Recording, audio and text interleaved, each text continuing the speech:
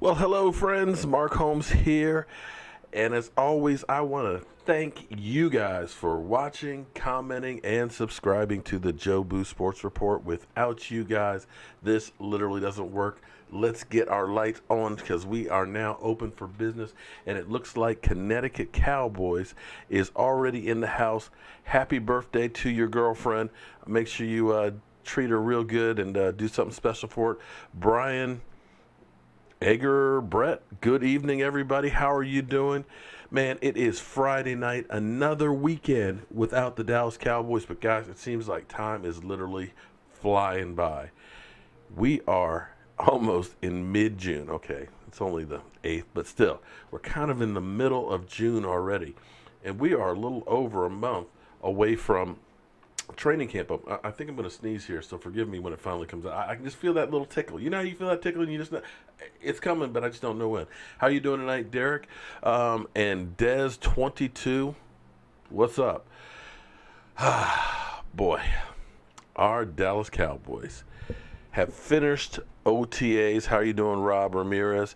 It is going great, man. I am been working on getting my outdoor living room / man cave that's outside where we can actually watch football under the stars. It's coming along. I've got the tabletop done for the fire pit, so when we're not having a fire, we've got a nice table to, get some ribs or some chicken wings on or set our computer up because I plan on all my guys. You know who you are, DMV Dallas. Okay, so we've got I've got the strangest subscribers and followers out there. I've got a real serious sick troll. There's a Mark Holmes with a rather interesting picture in there. That's not me. Who is a bit of a freak. I'm not saying I'm not a freak, but he's definitely out there, okay? He's a troll of the nth degree. And I've got a bunch of them. And it's funny because I've got actually an Atlanta Falcon one who literally every time I say something about Matty Ice, he goes off and sends me an email. You are just a liar. You are just a hater of Matt Ryan. No, I just understand what suckage is. I'm sorry. Dude, hey, listen. He had a great season. An incredible season. I mean, incredible season. I'll give you that. He looked fantastic when he got the MVP trophy. Didn't look so good, though, at the Super Bowl in the fourth quarter. Apparently, he's not like a dollar bill. You know, a dollar bill has 4 quarters. Apparently, he only has 3. So I'm sure I'll be getting an email from him. He was supposed to get a whole bunch of his Atlanta Falcon friends last week to come in and bum rush us, but did you guys notice a red wave from Hotlanta? I didn't. What's happening, Cleveland Brown?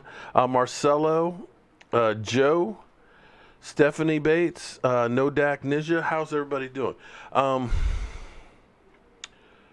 Let me, before we get any further, I want to put out some prayers for a great friend of ours whose wife's not doing real well. Joseph Hartley. His wife is really, really sick, and he's dealing with that. And I just want to put some prayers out and let if he's watching, let everybody know that we are thinking about you, man. It's tough, man. You hear about the Texan safety who has Hodgkin's lymphoma. I've had 2 people younger than me that have died from that. There's so much cancer going around, there's people getting shot left and right, people are over ODing, and people committing suicide. You got to make sure that you find happiness and enjoyment in your life every single day. I live my life every day like it's my last. Like I don't have tomorrow, so I got to make sure that everybody knows how I feel about them. I try and do as much as possible because if I'm not here, I want to make sure that, hey, house is taken care of, so my wife will be okay. Doesn't have to worry about stuff breaking, at least for a little while. That my kids know everything that I can teach them, so they'll be okay. You've got to do that because tomorrow is not promised. So you have to make the most of every single day. And that's true when it comes to football. You cannot waste time. Every single player is one play away from being retired.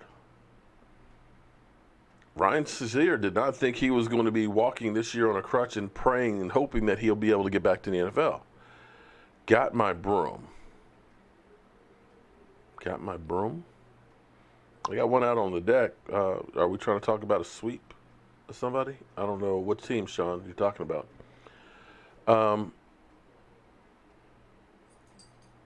How you doing, Derek? Steamin' Willie Beeman. What's up, Cowboys? We have a hater in the house. How you doing tonight? What's up? New to your show. Well, thank you very much, Robert. We do this every Monday and Friday night, and of course, there's always lots of videos whenever there's news on the Dallas Cowboys. But like I said, just make sure you make the most of every day. You love somebody, tell them you love them. Show them that you love them. Do things that make you happy. Because if you're not happy, try and find out what it is that will make you happy. And I try not to let simple stuff drive me crazy. It's not worth it. It's not worth getting upset. Because if I got upset about every troll, now I do talk about trolls sometimes in here, and people say don't feed the troll. Actually, I kind of enjoy messing with some of them, to be quite honest. There's some ones that are kind of crazy that you want to stay away from, but some of them, it's actually fun. Because here's the thing with football for me, growing up, watching my dad, who was a Cowboys fan here in the Washington, D.C. area, and everybody else, all my uncles and cousins and people he worked with, they're all Redskin fans. But the trash talking back and forth, when the Cowboys would win and beat the Redskins and everything else, and they'd avoid my dad, or, and vice versa. That's the fun part about football. You don't want to have football where there's no... Are you kidding me? The best part of Redskin Dallas week used to be the leading up to it. You'd get a Dexter Manley, I'm going to clean Danny White's clock out, or you get the coach George Allen talking about how much he hated Dallas Cowboy players and Tom Landry, and when you lose, a little piece of you inside dies. And, seeing Tom Landry just basically like, whatever, I don't need to talk because we're just going to kick your ass. Or getting Hollywood Henderson. That's what football is great about it. It's actually something that would always bring people together. And it didn't matter if you're black, white, green, yellow, whatever. Football Sunday was an event. And somehow it's been led astray. I would love to talk about it, but I can't because it's just too crazy to. But with that being said, we're going to move right along and welcome everybody into the show. I hope everybody's doing great. I'm not here to troll. Really, Steeman? Okay. Justin says your behavior is beginning to improve. I don't always get a chance to really read all of the stuff, but like I said, I enjoy the trash talking and stuff. It's within reason. It's when we start going over the lines and saying F you, this, that, and the other, because we do have some nice ladies that come in here, like Sarah and everything else, and we have some kids that come in here too, so it's kind of a sports family show. It's just Kumar is just upset every time I say something bad about Matty Ice. Sorry. He is not that good. But I tell you what's kind of funny is when we start looking around. Jose, so you're addicted too, okay? All right. Well, I appreciate that. I can't wait till the season gets here so we can really talk about our team and stuff. But Sporting News came out with their top 32 quarterbacks from the season. And the amazing thing is, a lot of people say that Dak Prescott's only the 5th best quarterback in our division. They have Dak at 15th. You can argue, and I'm not saying he should be a top 5. I'm not. But I'm not sure he's quite 15. But I'm not going to complain about that too much, because I really like to talk about Eli Manning.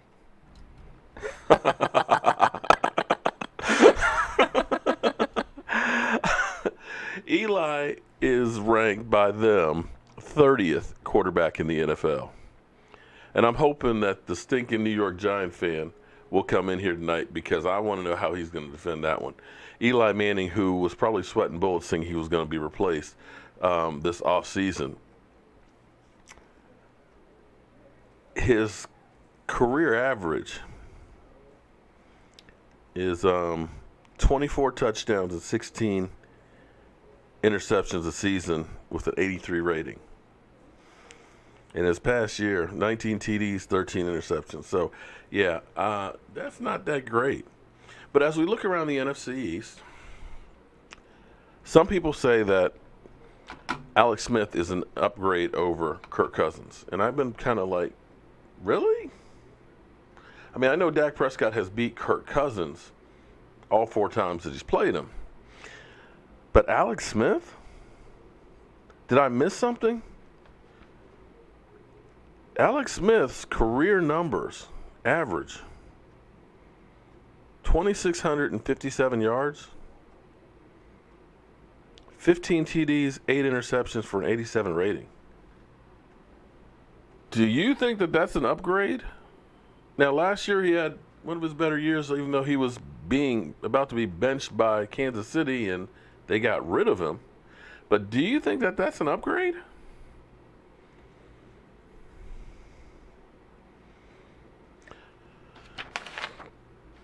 But hey, it's the Washington Redskins. We know they always win. Some of the other interesting ones that were on there is, and I do you think Jared Goff is the 13th best quarterback in the NFL?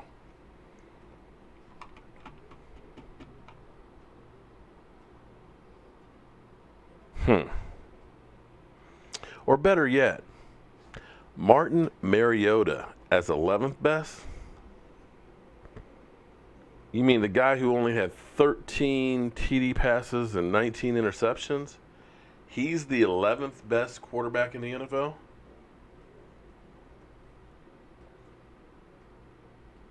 I'm just going by that. You look at the numbers, I'm trying to understand that one.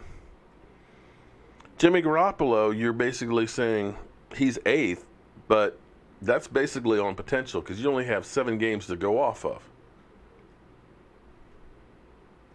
And they have Carson Wentz as the 5th best. So, the reason why I bring this up is, the funny thing is because, well, let's look at some of the funny ones from last year. Last year they had Andrew Luck at 8. They had Eli Manning at 9. They had Derek Carr at 10. Let's see, another interesting. Well, they had Mariota at 16. They had Kirk Cousins at 19. Yeah, those are about the only ones.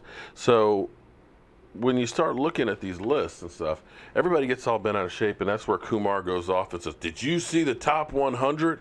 You know, Matty Ice is in the top 50. Where's Dak Prescott? Okay, you know what?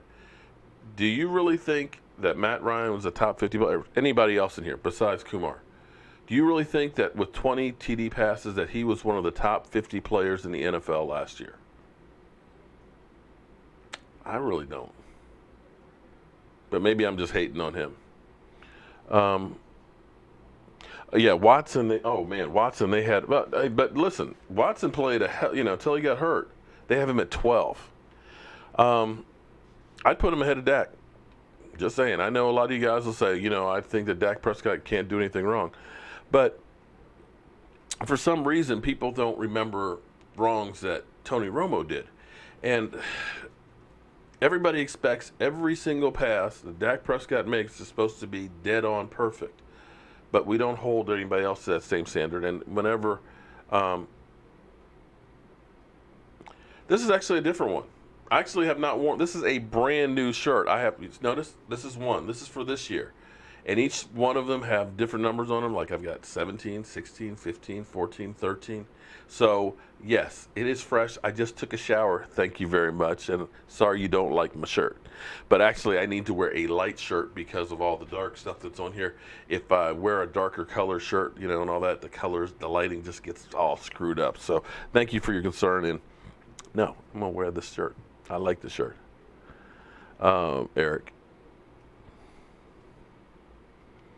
Well, Sam, here's the good thing. This is one of those misnomers because you hear stuff enough, you begin to believe it. Everybody says, well, Dak Prescott has to have a running game. Without Zeke Elliott, you know, he can't do crap. Well, it wasn't just Zeke Elliott. His offensive line wasn't as good as the year before.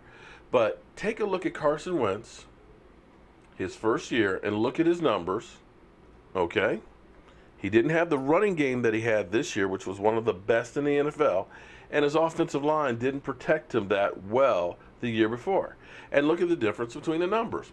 Boom, they went way up. Look at, say, Drew Brees. Drew Brees had a running game, and guess what? All of a sudden, his touchdowns and numbers went down, but the victories went up. And he's still... As I look at it, Drew Brees is number 4. Russell Wilson, when he had beast mode and they were one of the top 4 running games in the NFL, they were going to Super Bowls and winning some and should have won a second one. Now his touchdown passes are going up, the running game's going down, but they're missing playoffs now. Steaming Willie Beam. You finally got it back right now. Because before you used to say 7 games. Okay. Yeah, but here's the thing, Steaming Willie Beeman. The thing that's important because everybody will say, oh, well, you don't have that many yards. But here's the good thing about what that offense does.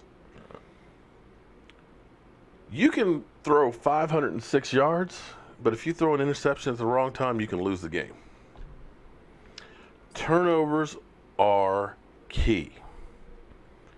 Unfortunately, the NFL Network tortured me. I got home early, and I'm working in my shop. I got a TV that's in there. And yesterday, it was watching the Rams game. The Cowboys were up 24 to, I think, 13, and just about to blow the game wide open. Blow the game wide open. I know Dak sucks. It's Dak's fault that we lost that, even though he threw for 3 touchdown passes and ran one in. As I'm watching this game, we see the Ryan Switzer fumble before the half. They get the ball on 18-yard line, get a touchdown. Instead of being up by, 13 points or whatever it was, now all of a sudden they're down by 7. Defense is on the field to start the second half. They score again. Offense is just sitting on the sidelines. They're stone cold now. They end up going down 32-24. Now, to start the fourth quarter, because Dak Prescott, of course, sucks. But I'm watching this, and Dak Prescott is going pass to Dez Bryant, run for about 4 yards. Zeke Elliott, pass to Terrence Williams, that he drops. Then a pass to Dez Bryant again. Nice pass, boom. Right in front of Dez, right in stride, boom.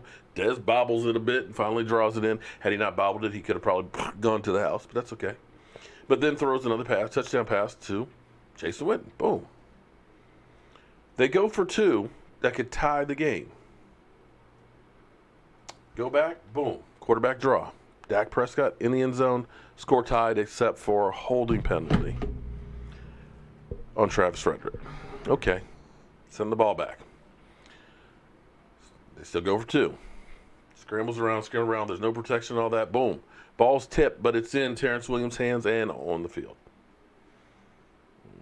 Okay. All right. Defense comes back out. You're hoping there's like 7 minutes left.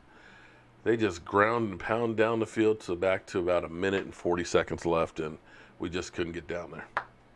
So you're watching that game and you're saying, okay, if by chance we didn't have that turnover, They didn't get that easy score. More than likely, we would have won that game.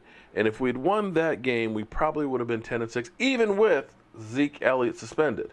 And if we were 10-6 and made it to the playoffs, will we still have the same conversation about Dak Prescott being, a bum because they didn't make the playoffs? Because clearly, people think Martin Mariota is a good quarterback with 13 touchdowns and 19 interceptions because they made the playoffs in a much weaker conference.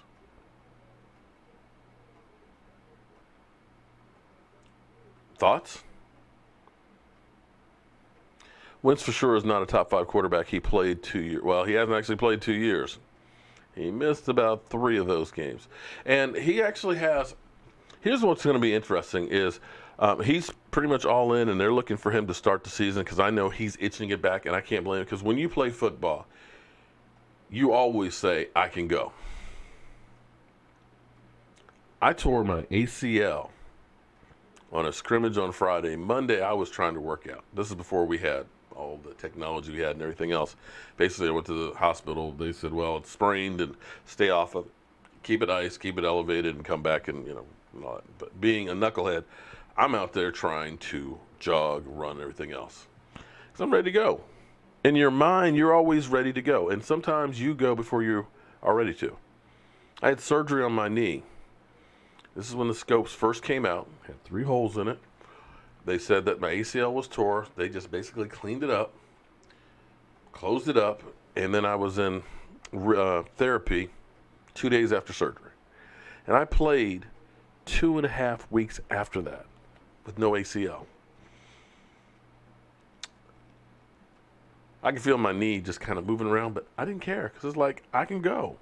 So Carson Wentz is like RG3. RG3, I looked at him at training camp and said, that knee's not right, but he was all in. But he wants to get out there. But what happens when you have an injury like that? In your mind, you're remembering when you got hit, and you're thinking about that. Because you don't want to have that. Or when you plant on that thing, you feel a little twinge in it. You're kind of thinking about it. And in the NFL, things are so fast. If you think about something for just that much, you can get killed, or you can get a turnover, or something can happen. I'm hoping that he's not rushing himself out there and ends up, and it's gone.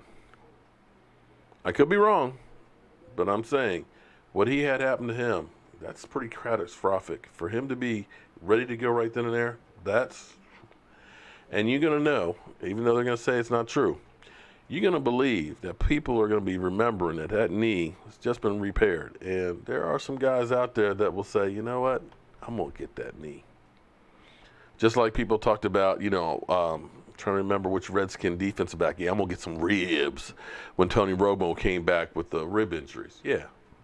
As much as we try and think that football is a gentleman's sport like golf, shit is vicious.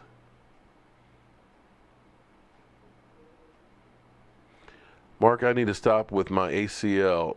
It's garbage. I don't have an ACL in my left knee. Seriously. Don't have it. Once we'll have to overcome defenses playing the pass, there will be no more dual threat. No, yeah, he's going to have to change his game some. Wentz is RG3. No, I'm not going to. Okay. Okay, I didn't mean that they're the same guy. I'm just talking about how RG3 was all in for the season coming back. Like I said, I went to Redskins training camp, and I watched him, and I knew he could not plan on that leg. And I looked, and I said, there's no way in the world he is ready to go. And without him having the speed, because RG3 could not pass from the pocket. His whole thing was people were so worried about him running that corners are coming up, the defensive end. I remember seeing DeMarcus Ware literally just stand there because he didn't know what to do with them. Yes, I suck again. Thank you very much.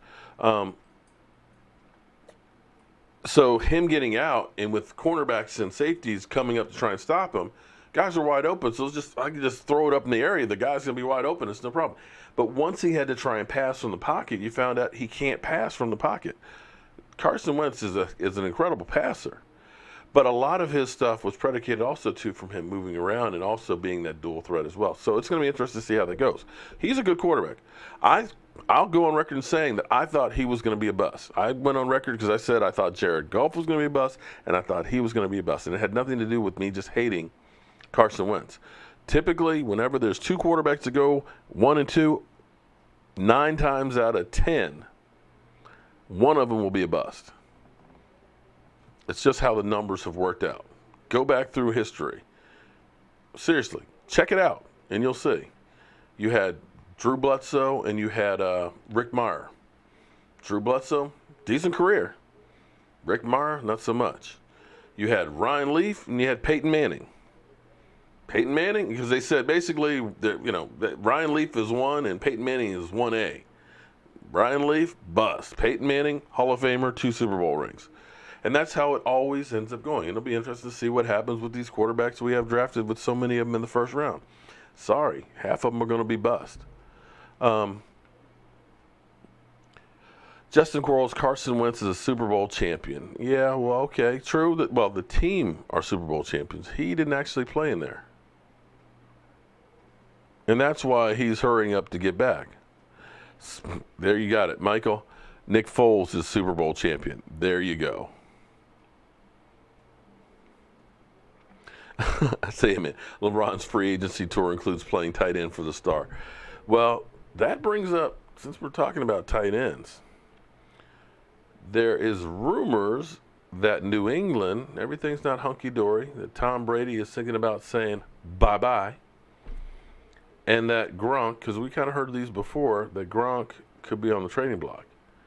And, of course, New England, no, we're not trading. No. Nobody's ever going to say, yeah, we're trying to trade him. But when there's smoke, there's fire. So would you want Gronkowski on your team, and what would you be willing to give up for him? Me, personally, I say nah. Gronk has a lot of injuries, and Gronk gets away with a whole lot of stuff being in New England that I don't think he will get away with being a Dallas Cowboy because everybody hates the Dallas Cowboys. Harrison, no, I ain't mad about Dak being ranked 15 and Wentz being ranked 5th. I ain't mad at all. I mean, again, these rankings are like assholes. Everybody's got one. And they don't really mean much because let's go into last year. A lot of people said that the New York stinking Giants were a Super Bowl favorite, the best team in the NFC.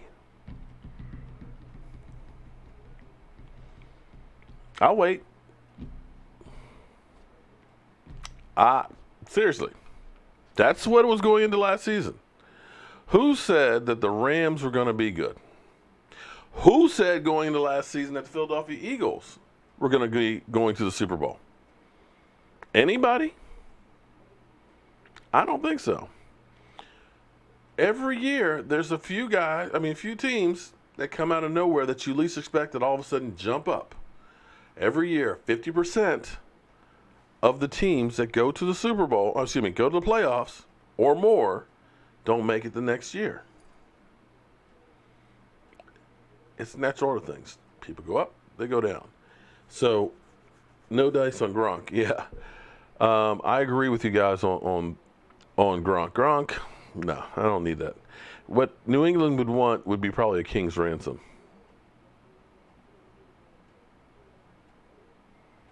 I know that Dak is in Carson Wentz's league. You know what? Here's what I do know, Stephen Willie Beeman, that the two of them for the next 10 years are going to be playing against each other, and I'm hoping that's going to become a great rivalry. That's what I'm hoping for. Some great football between both of them. And, I'm going to tell you, I think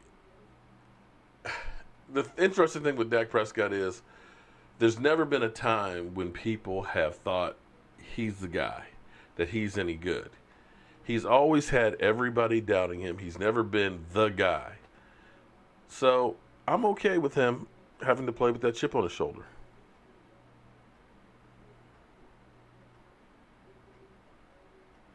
So Colin Cowherd has predicted the last division winners in the NFC the last 4 years in a row, and he predicts the Cowboys will win it this year. Okay. I think that's definitely a possibility because what always happens, at least since 2004, Every team that's won the division didn't win it the next year. In fact, on average, they dropped 3.6 games. It's only been 2 years that the teams did not get worse. 2 ties. Nobody ever got better after winning the division.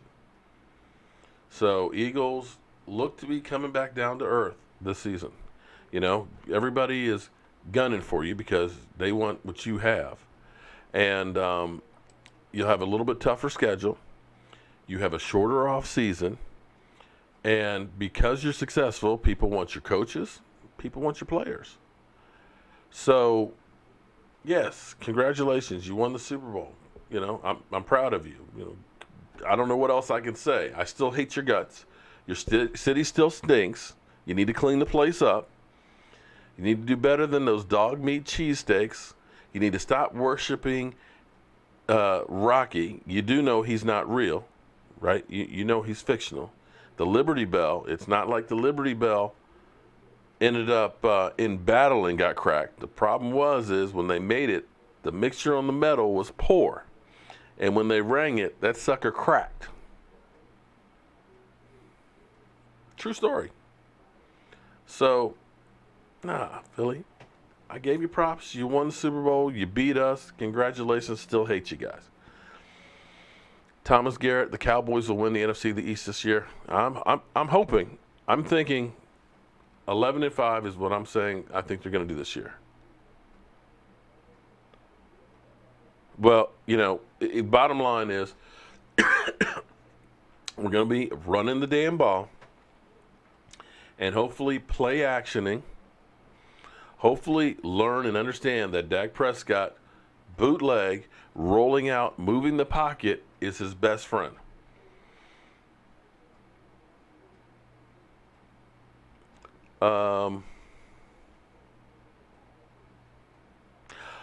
Dak Prescott, number 4. I do not know why so many fans hate Dak Prescott, and it's only his second year. I can't understand it because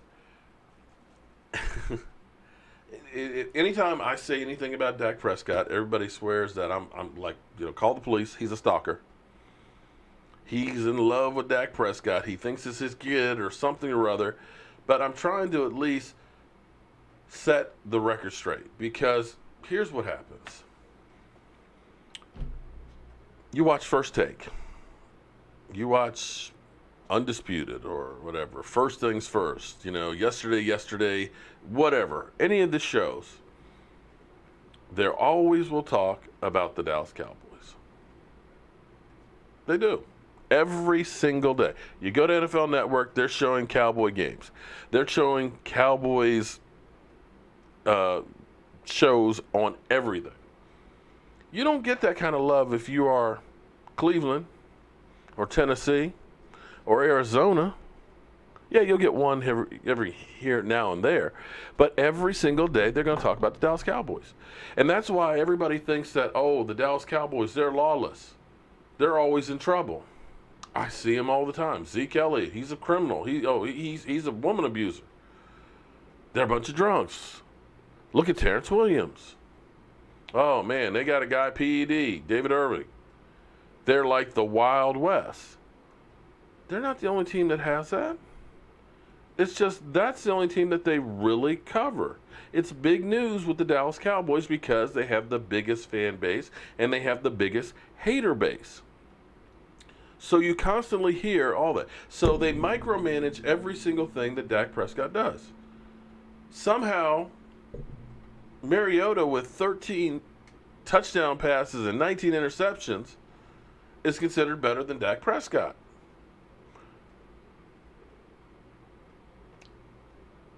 Because you always hear, boom, Dak Prescott can't hit Dez. Dez can run routes, you know, from some of the videos and stuff we see. Dak Prescott missed this guy. In the same way, they butchered up Tony Romo. Understand that no quarterback is perfect. None. As I watched that Ram game, that pass, there's a pass that would have saved the game. Oh, my God. Jared Goff threw the biggest duck I have seen since Billy Kilmer. this thing wobble, wobble, wobble, wobble. I mean, you could hear wobble, wobble, wobble, wobble as it's up in there. And I think it was Lewis literally had it right here. I mean, it was like a layup that was just wobble, wobble, wobble, wobble, wobble, and dropped it in the fourth quarter. Had you got that, we would have the ball first down on the 45-yard line, down by 2 late in the fourth quarter. But they say Jared Goff's a better quarterback. And I'm like, okay, you see that pass. You're going to have some bad passes. You're going to have some that are overthrown. You're going to have some times where a wide receiver is out of place. But here's the thing, typically, that Dak has done that has been pretty good for the most part. It's not turning over the ball. Now, last year was a little different. I know we had all the pick sixes, but how many of those were Terrence Williams having the ball, trying to body catch it, and it bounced off of him?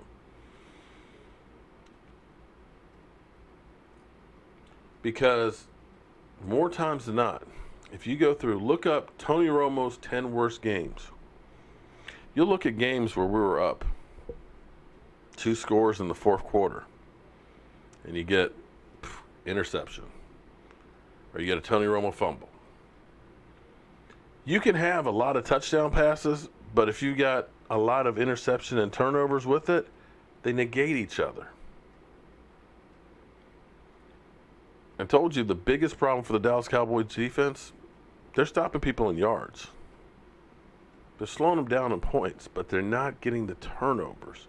Turnovers are key. If you cannot take care of the ball, you're going to lose. You can't have 2, 3, 4 turnovers a game and expect to win. In the same way, you can't have 9 sacks and expect to win. I don't care who you are. The odds are against you. Well, the Eagles are actually healthier. Well, we'll see. We'll see. We will find out. Like I said, you guys could be bucking the trend. But I've got the numbers on my side right now. We'll see how it goes. My prediction for the Cowboys last year was 10-6. And I said it would be hard for them to repeat because nobody repeats. Go back. You can go back and look at the videos. I'm serious. That's what I said. 10-6 was my prediction last year. I was close. Had we not had the hiccups between Green Bay, the Rams, or Seattle, we would have been. Dak Prescott is a future clipboard holder. Okay. All right. So Fettuccine Alfredo is definitely hating on Dak Prescott. That's cool. You really counting last year win? Okay. I don't know which one we're talking about.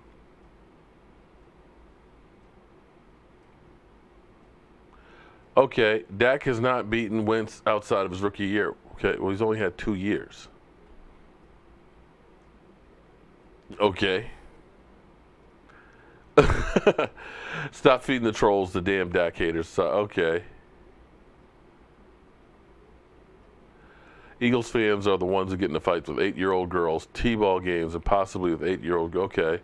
They enjoy spite and hateful for the sake of. You're right about that one. They are definitely one of the worst fan bases out there. But listen, we've got the OTAs behind us now. I actually feel good about the team. I know everybody, the talking heads say we don't have a number 1 wide receiver, and that you got to have a number 1 wide receiver. Dak is the next Roger Staubach. Okay, that's. I'm not ready to go there yet, Eric. Not ready to go there on that one. I hope that's the case, but I'm not quite ready to go there yet. We still have a long ways to go. Dak will be replaced by week 10. Okay. Thomas Garrett, the record is 1-1, right?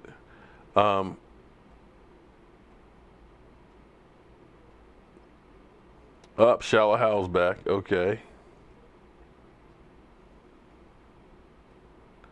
Yeah, they don't. That's what Eagle fans don't remember 2016 about Carson Wentz. No. They just remember the games he had this year. No, that didn't count.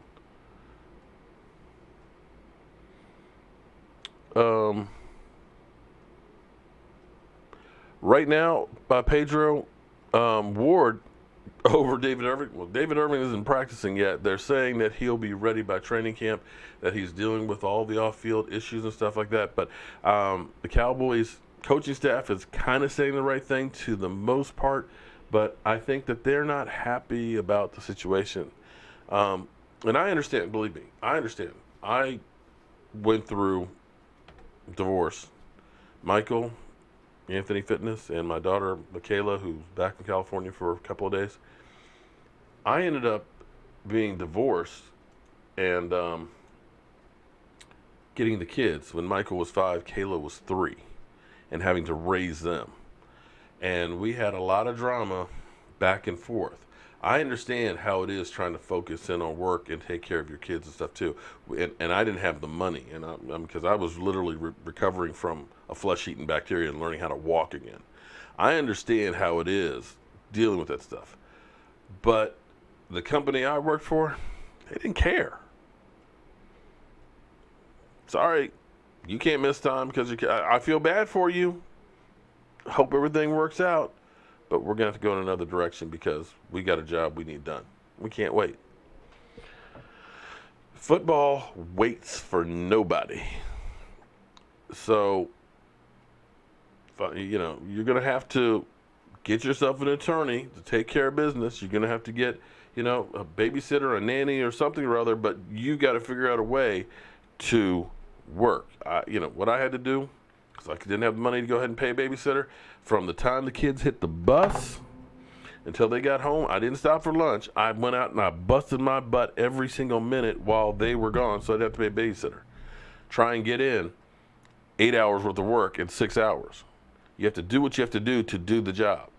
So right now, he hasn't been doing the job. He's out of shape, and I'm trying to figure out how out of shape is he that in the course of the last 3 weeks of OTAs, he couldn't get into good enough shape to be able to get back on the field. How far away are you? So when you ask, is White? Well, I don't know if he's going to be starting over him, but somebody might be if he doesn't get his stuff together.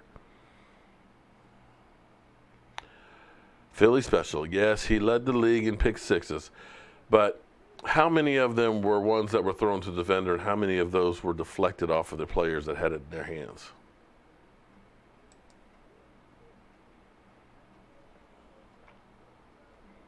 How you doing, Cody? Nice to see you back in here.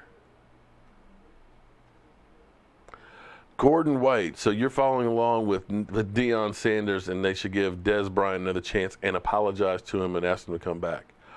Well, look, I made this point and got vilified by Kennedy. I said, and this is the reason I was, from the beginning of the end of the season, I said Des Bryant is gone. Everybody said, you're crazy, Des isn't going anywhere. He's your number one wide receiver. You can't go out the season without a number one wide receiver, or you're going to have to draft one. And I said, when they said we are making a Dak-friendly offense that goes right back to the end of the 2008 season, which was 9-7. 9-7. Sound familiar? They missed the playoffs. T.O. had, I want to say 65, 67 catches for over 1,000 yards. Everybody else in there, nobody was over 39 catches other than Jason Witten. But wide receivers wise, you had Roy Williams that we gave up a fortune for. I think he had 19 catches. I think you had Patrick Creighton in there. I think he had 39. I think Miles Austin had like 13. But they said, bye-bye, T.O. Thanks, but no thanks. We're going to go in another direction. Get your popcorn ready to go on out of here. And they moved on. And we didn't have a true guy. Now, Miles Austin became that guy. He became that guy. Miles Austin had 2 great years. 1,300 yards, better than what T.O. had done before the hamstrings caught up to him. But before that, he had 13 catches. Did you think that guy was going to be 1,300? He was going to literally get 1,000 yards more than he had before? No, nobody did. Everybody said, man, you got rid of T.O., you screwed up. You need to bring T.O. back. Can't win without him, but they went 11-5, made the playoffs. Sucked in the playoffs, but be that as it may. So when you look at the guys, and that's where I use Cole Beasley as an example. Cole Beasley's numbers in 2016 were basically the same as what Des Bryant's were last year. But Cole Beasley's numbers under Tony Romo were nothing. He literally doubled what he did under Tony Romo with Dak Prescott. And that's where you look at the parallels and say, okay, we understand why you're saying maybe you don't need a number one. Because look at all the receivers. You know, Cole Beasley was 63 catches or whatever, but everybody was in there with 30, 40 catches. The ball was going all over the place. Defenses couldn't say, if we stop Des Bryant, then we are pretty much stopping the passing game. So, yeah, that's the difference. And I look at those parallels, and that's where I say, okay, we're doing some things differently. You can definitely see we're changing some things up. We got Trayvon Austin. Is he a wide receiver or is he a running back? Because he's working in both rooms. You're definitely going to be trying to do something like you did with Lance Dunbar and maybe try a little trickery. Try something different, not be predictable. So I'm happy about that.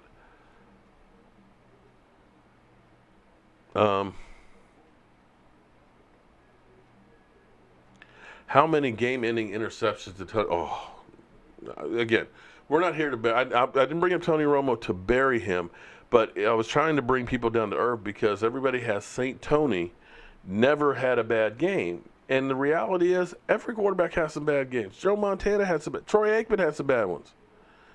I'm just saying, instead of burying Dak Prescott and constantly saying he sucks, he needs to be replaced, we'll have somebody else starting by week 10, he's a bum, get him, he's the worst quarterback out there. I'm trying to at least set the record straight and say, I didn't say that he is Drew Brees. I didn't say he's Tom Brady, even though he beat Tom Brady's interception record to start a career. I didn't say he's there in that level yet. It's only been here for 2 years. I say at least give the guy a chance. Earl Thomas. Earl Thomas is one of those ones that's bad for me to talk about, but Tuesday will be a big, big day. Tuesday will be a big day because, I'll take those off because I'm not Skyping anybody in. Tuesday will be a big day because Seattle's been saying all along he's going to be here for mandatory workouts. It is mandatory. He has to be here. If he's not here, he will lose about $180,000 for those 3 days. God, I wish I could make that kind of money in 3 days. You haven't heard a word from Earl Thomas. And now you have Richard Sherman, who basically has gone on record, well, no, hasn't gone on record, but basically has changed his tune. Before he was telling, look, man, you can't hold out. It's about the green, man. It's about the Seahawks. It's about the team. You need to be here, man, and all that. Don't worry about that stuff. But that was before he was released. Because he looks at it, it's like, first of all, I should have a second ring. But you guys screwed up on that. We did our part. You guys are down there on the freaking goal line and decided to pass when my buddy, Beast Mode, was beasting and ready to win the damn game. But no, you guys want Russell Wilson to win that. You stole my ring. And then he plays for several weeks with an Achilles that they knew was just a matter of time. It was going to go, but he played anyway because he believed in the team about giving it all. 110%. And so that thing tore. So what did they do? Bye-bye. So now he's like, F them. Get paid or get out. Don't do them any favors because they're not going to do you any favors. So as much as they've said, we want Earl Thomas here, we want him to retire here, there's been no talk about a new contract because his contract is up at the end of this year. No extension, no talk. So how is it that you want him to be here for the rest of his career if this is the last year of contract that he has and you're not negotiating a new one? A guy who was still ranked 41st in the top 100.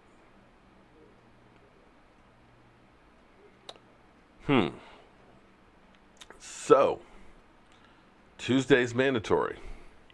Let's see if he shows up. I'm betting Earl Thomas does not show up. He's had no contacts. He's had no OTAs. He hasn't talked to the team. And now you have a new defensive coach, a new system. You have new players. The longer it takes, you're coming in ice cold. Zach Martin's holding out because he wants more money and deserves more money. And they better go ahead and take care of getting him some more money. Cowboys Crunk, my buddy, what's happening, man? So Zach Martin is still coming in every day and working out. He's just not practicing. Gronkowski won a new contract, but he came in the facility and he's practicing. Earl Thomas? Does anybody know where Earl Thomas is?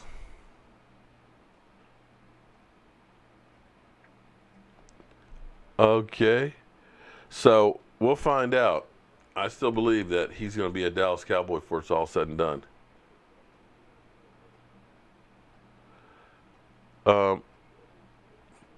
David, I think you know what?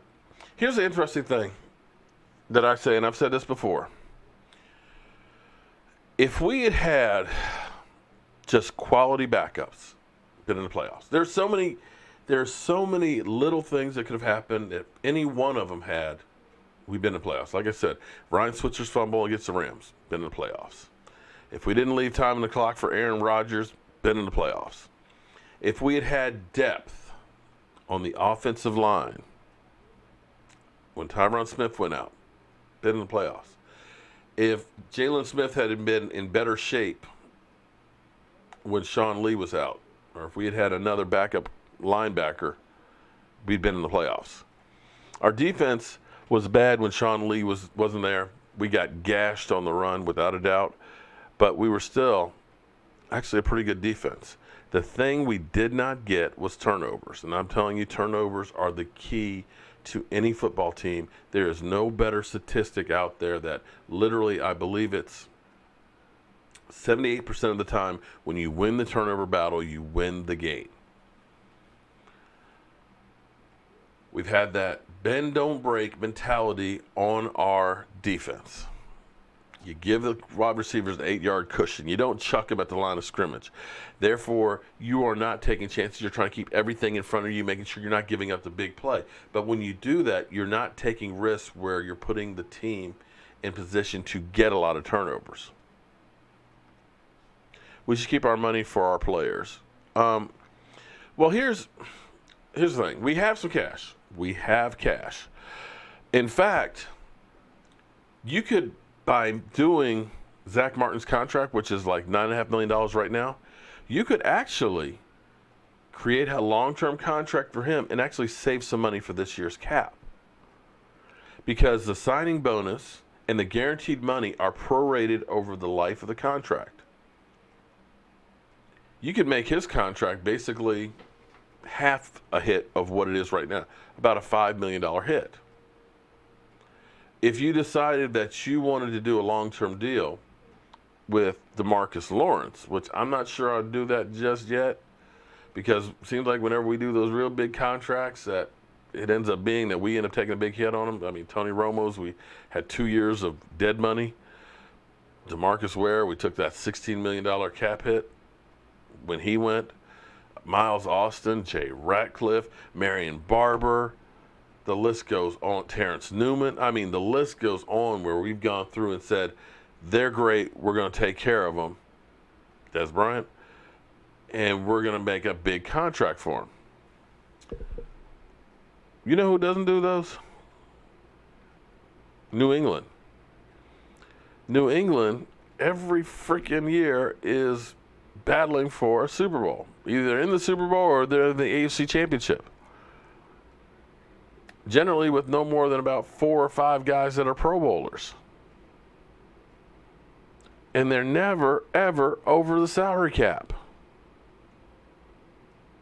Because they believe in drafting guys, using those guys, and making sure they have depth. That's the thing we didn't have last year. You can't argue with some of the guys that we have on our team being top players in the NFL. Tyron Smith, when healthy, arguably the best tackle in football. Zach Martin, best guard in football. Travis Frederick, one of the best centers in football. Zeke Elliott, when he's not suspended, one of the best running backs in football. Sean Lee, when he's healthy, one of the best linebackers in football. Dak Prescott, not a scrub, not the best, but a lot better than most. Quarterback. You start taking all these guys, yeah, they're great, but you lose a couple of them, and you got nobody because you've got 8 guys that are taking up more than half of your cap. You're screwed. So if nothing else, the fact that this year the Cowboys have cleaned up the cap. We got $24 million in debt. Tony Romo, Nolan Carroll, Benson Mawah, Des Bryant, all these guys are still getting paid this year on our cap. But you're finally getting rid of all that stuff. You can take care of your quarterback. I'm not sure that you really signed Zeke to a mega deal because running backs have a shelf life.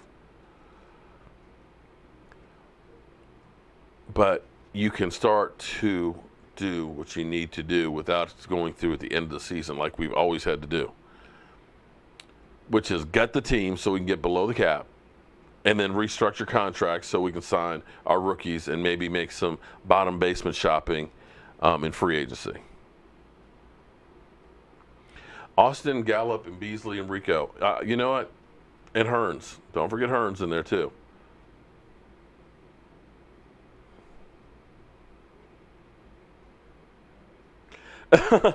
Dana Jet, good question for him, but they're like cockroaches. They're always in here.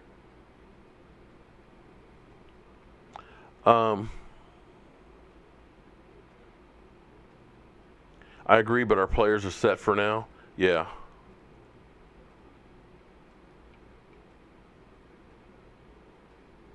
Wentz can walk on water. Jesus, Wentz can walk on water. You would think Wentz could walk on water.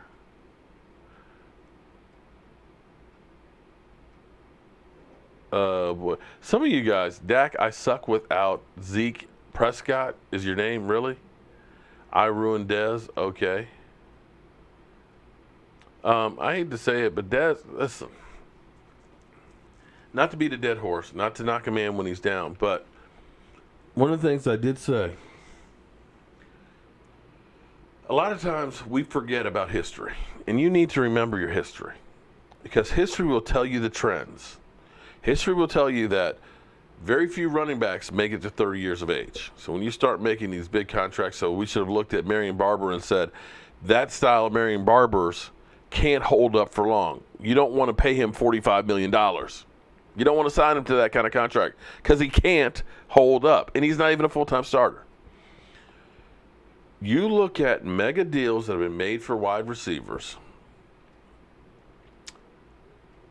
After they made those deals, they've been fighting the natural curve where they start going downhill. Megatron, $100 million plus contract. Signed the contract, he was never really the same guy. Larry Fitzgerald, still a good wide receiver, $100+ million contract. His numbers started going down.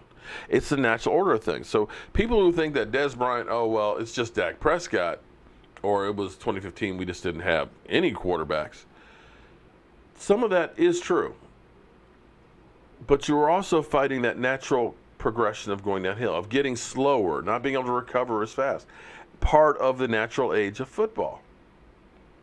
And for whatever reasons, Some quarterbacks have better relationships and success with guys. Tony Romo and Des Bryant, they had that connection. Dak and Cole Beasley that first year, they had that connection. They didn't have that with Des. They didn't have that chemistry. And as good as Tony Romo was, Tony Romo didn't have that chemistry with a Cole Beasley. You follow me right there? Some guys you just connect with and can work better with. It's just part of the thing. It's not that one or the other is good or bad. It's a different thing. And that's where the connection just was not there with Dak and Des. And you're also fighting Des Bryant having problems staying healthy. I wish for the best for Des Bryant, except when he plays the Cowboys.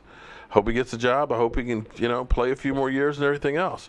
And but I felt from the time we had the meltdown there on the sidelines, this was done. You can't have that. But with that being said, this time has flown by as always. It is already 10 o'clock, and it's the weekend, so we are literally 92 days, 18 hours, 24 minutes, and 10 seconds away from the Dallas Cowboys kicking off against the Carolina Panthers.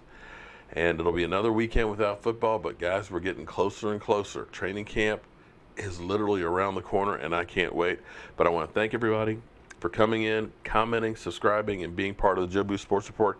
Even you Eagle cockroaches. Appreciate you guys even joining in. Hope you guys have a good, safe weekend. And remember, don't waste a day. Once this day is over, you can never get it back. So make sure you make the most of it, and make sure anybody that you care about knows how you feel about them. I'm Mark Holmes. This is Cowboy Joe Boo, and I hope you see you soon.